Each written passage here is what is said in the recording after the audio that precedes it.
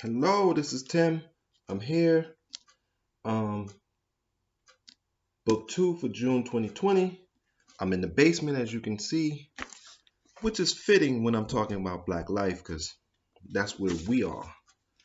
So I'm going to continue reading from Case for Reparations by Ta-Nehisi Coates. Let's go. Clyde Ross was a smart child. His teacher thought he should attend a more challenging school. There was very little support for educating Black people in Mississippi. But Julius Rosenwald, a part owner of Sears Roebuck, had begun an ambitious effort to build schools for Black children throughout the South. Ross's teacher believed he should attend the local Rosenwald school. It was too far for Ross to walk and get back in time to work in the fields. Local white children had a school bus. Clyde Ross did not, and thus lost the chance to better his education. Then, when Ross was 10 years old, a group of white men demanded his only childhood possession, the horse with the red coat. "You can't have this horse, we want it," one of the white men said. They gave Ross's father $17. "I did everything for that horse," Ross told me.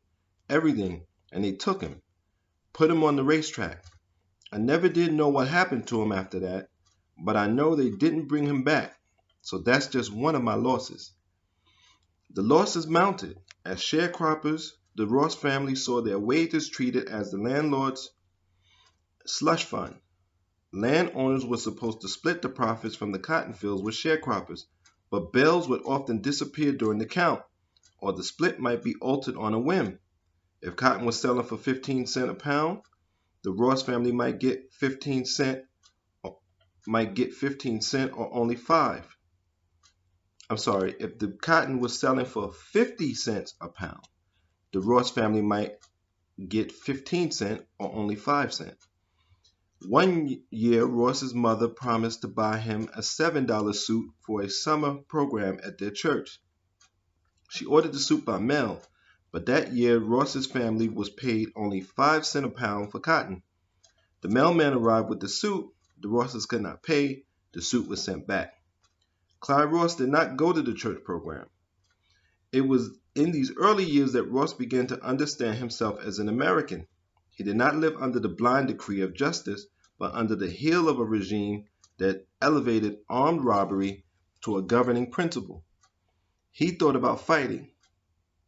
"Just be quiet," his father told him, "because they'll come kill us all." Clyde Ross grew. He was drafted into the army. The draft officials offered him an exemption if he stayed home and worked. He preferred to take his chances with war. He was stationed in California. He found that he could go into stores without being bothered. He could walk the streets without being harassed. He could go into a restaurant and receive service. That's nice. Ross was shipped off to Guam. He fought in World War II to save the world from tyranny. But when he returned to Clarksdale, he found the tyranny had followed him home. This was 1947, 8 years before Mississippi lynched Emmett Till and tossed his broken body into the Tallahatchie River. The Great Migration, a mass exodus of 6 million African Americans that spanned most of the 20th century, was now in its second wave. The Black Pilgrims did not journey north simply seeking better wages and work, or bright lights and big adventures. They were fleeing the acquisitive warlords of the South. They were seeking the protection of the law. Clyde Ross was among them. He came to Chicago in 1947 and took a job as a taster at Campbell's Soup. He made a stable wage. He married. He had children. His paycheck was his own. No Klansman stripped him of the vote when he walked down the street. He did not have to move because a white man was walking past.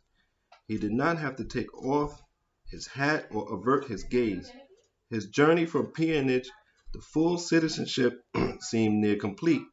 Only one item was missing: a home, the final badge of entry into the sacred order of the American middle class of the Eisenhower years. So that's it for this reading. Until next time, I want to thank you, and remember to take care of your mind, your body, and be safe.